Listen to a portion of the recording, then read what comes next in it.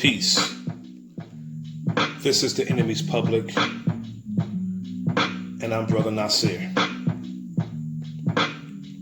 Today's subject: domestic terrorism versus mass shootings.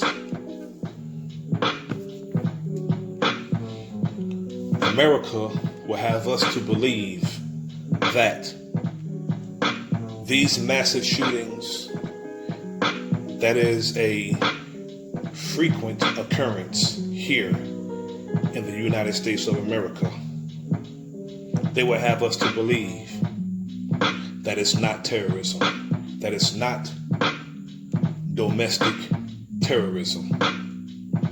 And I'm sure that the families, the victims, were terrified. I was going to go back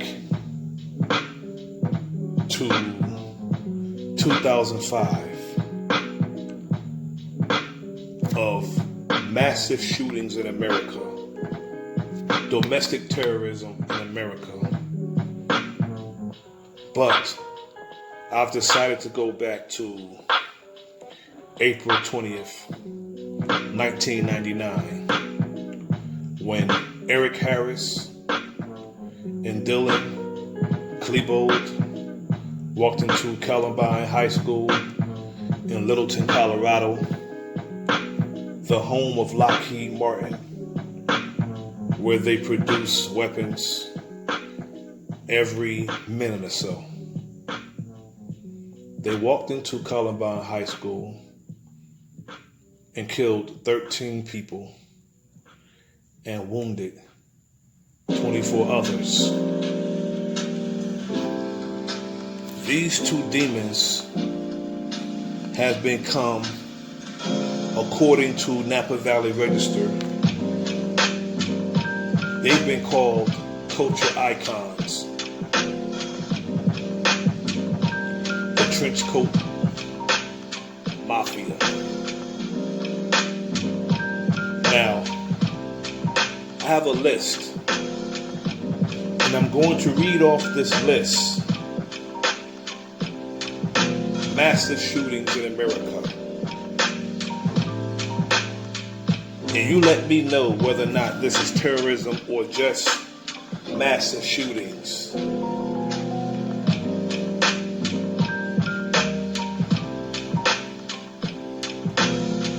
December 26th, year 2000. Michael McDermott, 42 years old, shot and killed 7 co-workers at Edgewater Technology using several weapons, including an AK-47 in Wakefield, Massachusetts. March 12th, 2005. Terry Ratchman, 44 years old, shot and killed 7 members of the Living Church of God at a Sheraton hotel with a 9mm handgun before committing suicide in Brookfield, Wisconsin. March 21st, 2005. Jeffrey Weiss, a 16-year-old, shot and killed 10 people before turning the gun on himself. He killed his grandfather and a police officer using several weapons, including a 12-gauge shotgun in Red Lake, Minnesota.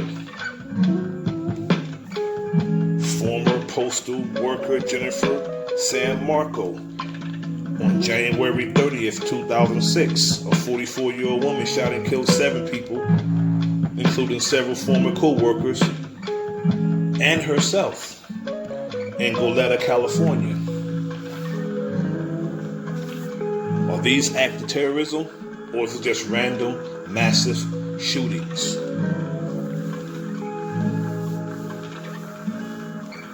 October 2nd, 2006. Charles Carl Roberts IV shot and killed 5 female students inside an Amish schoolhouse using several weapons before killing himself in Lancaster, Pennsylvania. February 12, 2007. Sulman Talavac, 18 years old, killed 5 people at Trolley Square Mall with 2 weapons. In Salt Lake City, Utah, he was killed by police. April 16th, 2007. College student Sung Hyo Cho shot and killed 32 people on the campus of Virginia Tech with 2 weapons before taking his own life in Blacksburg, Virginia. On October 7, 2007, a sheriff's deputy, Tyler Peterson, a 20-year-old, shot and killed 6 people at a post-homecoming party in an apartment before committing suicide. He used a semi-automatic rifle in Crandon, Wisconsin. Again, tell me, are these acts of terrorism or just massive shootings? On December 5th, 2007, Robert A. Hawkins killed 8 people and himself using a semi-automatic rifle after entering a Westroads mall. Now, white men walk around with a gun on their waist, a gun on their ankle, and an AR-15 or a M1 or a M16 strapped to their back. And when police see them walking down the street, white men walking down the street like that, because they will order a brother to a ground if they saw a brother walking around strapped to teeth like that. Yet they'll see this white man and they'll admire the weapon, have a conversation with him about the weapon, and never think for a second that they're going into a Walmart and kill people. Never think for a second that they're going into a club or a bar where people who more than likely worked all week and just enjoying nightlife.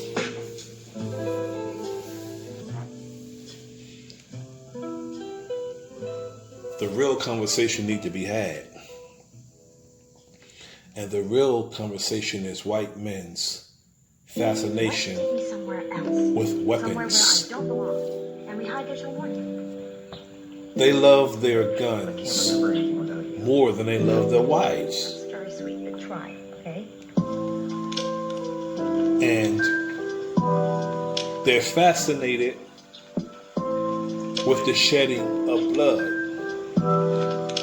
Anyone who can go to a concert, an outside concert in Vegas, and just open fire on people that haven't done anything to them and kill over 60 people, it's a wicked demon. And it's not mental health. It's wickedness. Murderous demons. If it's mental health, if white men killing people are mental health, then white men and women have been mentally ill for a long damn time. And I think God should just destroy them. because they're not justifying their existence. Anyone who would fire into a car who wasn't at the car for a minute. Officer Yanez was at Philando Castile's car for less than a minute before he was firing to that car, killing him, and there's a child in the backseat. Any police officer who would run up to a car, guns drawn, and it could have gotten ugly, it could have gotten deadly over a Barbie doll that a child mistakenly took out of the store, when asset protection could have just called the people back in, but instead they called the police, and the police just totally, to say that they overreacted is a total understatement. Everybody involved in that incident should be fired. Now, Daniel Pantaleo was just fired from New York City Police Department not for murdering Eric Garner, for lying about the chokehold. People need to understand, he's not fired for murdering Eric Garner. He was fired for falsifying information. Not because he put a chokehold on a brother and murdered him. He was fired because he, according to the judge, was untruthful and deceptive.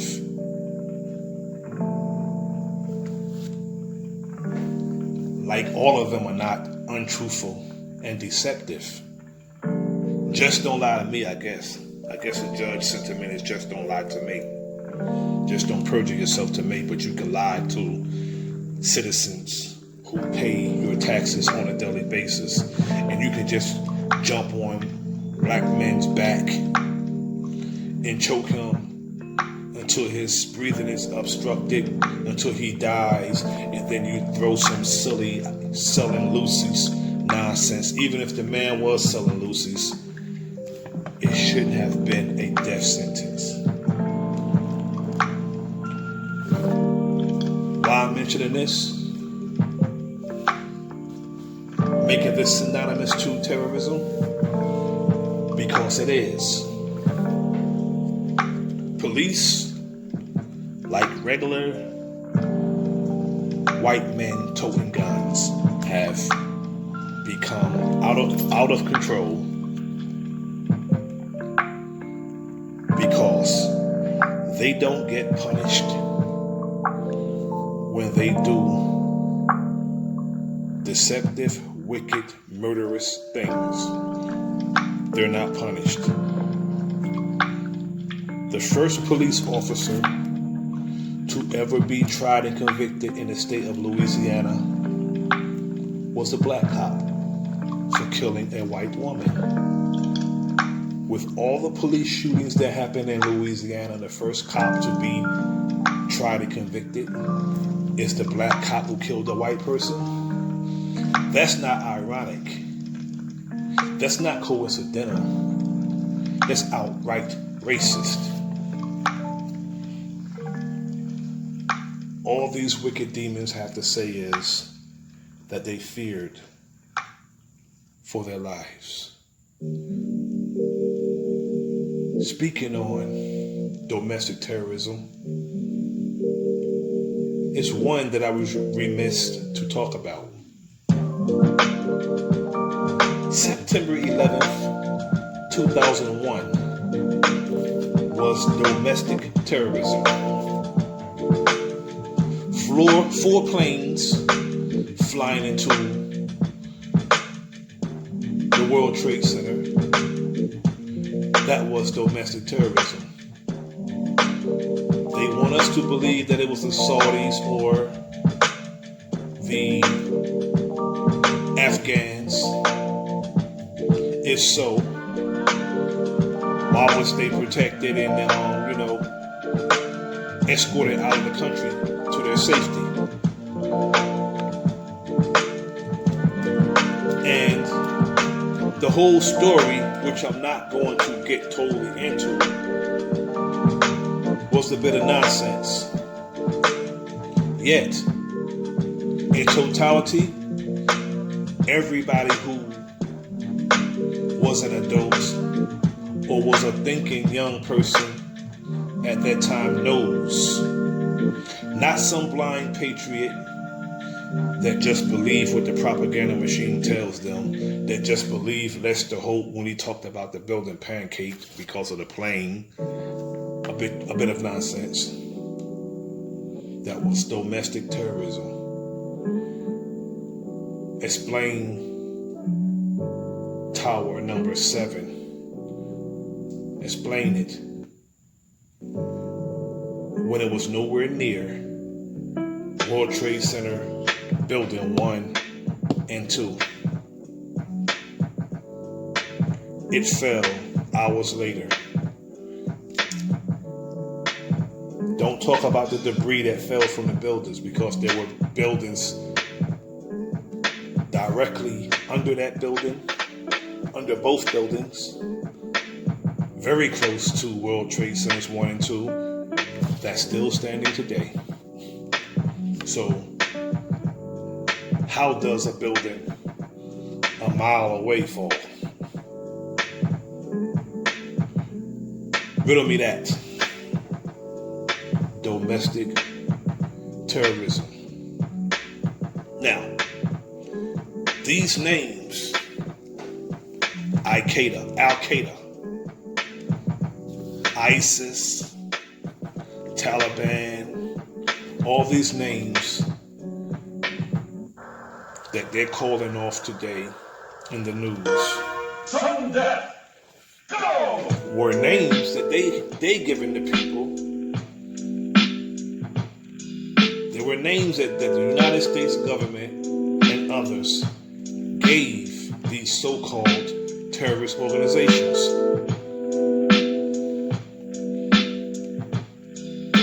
A lot of these names, especially the name ISIS, is synonymous. The name is synonymous to black greatness.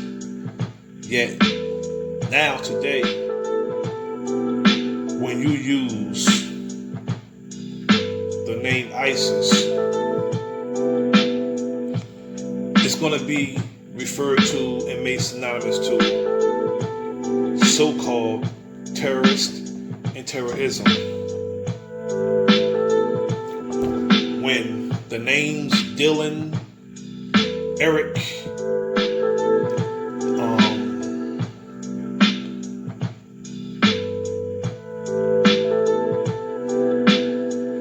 Terry, Jeffrey, Tyler, Jennifer, Solomon, Robert, all of these names should be synonymous to terrorism, because these are the names who committed terrorism in and around America. They don't want to have a criteria of who's a terrorist, because they will implicate themselves. America want to point the finger and call people terrorists, but they don't want to call what's going on in America with all these shootings terrorism, because they don't want the finger pointed at them. And they always say that these people, because they were alone, all except Eric Harris and Dylan Klebold, and it's not written that most of these people were alone doing these shootings. But for the sake of argument, if they were alone, they acted on behalf of of white supremacy and a white supremacist organization and group. Don't let them tell us that it's a lone shooter, a lone wolf. That's a lie. These massive shootings were done on behalf of racist, white supremacist organizations and groups. That's the truth.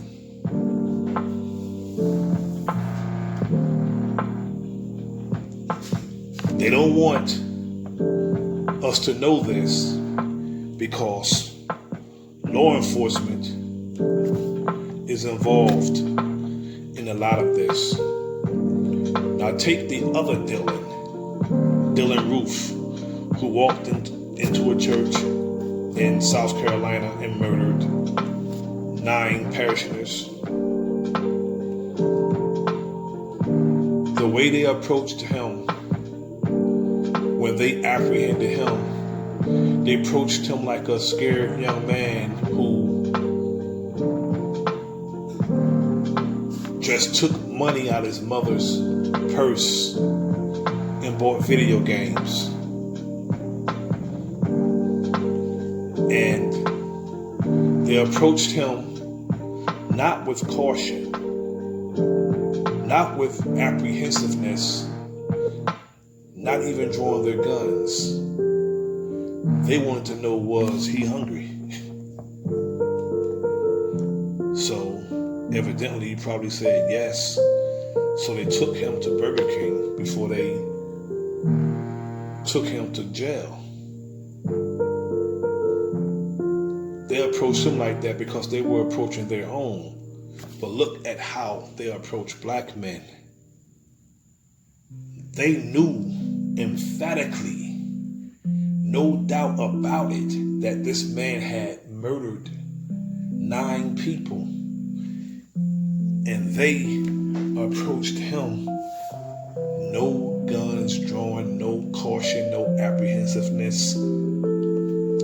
But when they approach a black man in a traffic stop, their hands on their gun or their guns drawn, and they're ready to kill. Not if need be, because most of the time it's not need be. If given the chance, there's a difference. These people are wicked. They're terrorists. There's nothing law and order about them. Look at the chaos that's going on in America. The reason why there's chaos going on in America is because there's no law and order. Peace. This is the Enemy's Public, and I'm Bro.Nasir. Like, share, and subscribe. Again, peace. Before I go, just like to give shout outs to a few brothers around my way who's doing good advocacy for our people, good work on behalf of our people. Brother Lenny Muhammad, the minister in Muhammad's Mosque number 85 in New Brunswick, New Jersey. Brother Charles Muhammad in Muhammad's Mosque number 85 in New Brunswick, New Jersey. Brother Mark Muhammad in Muhammad's Mosque number 85 in New Brunswick, New Jersey. Brother Tormel Pittman, a brother who's on the front line, advocating for our people, advocating for the youth, putting in that good work. And anybody who's out advocating in their area, peace. See you on the battlefield.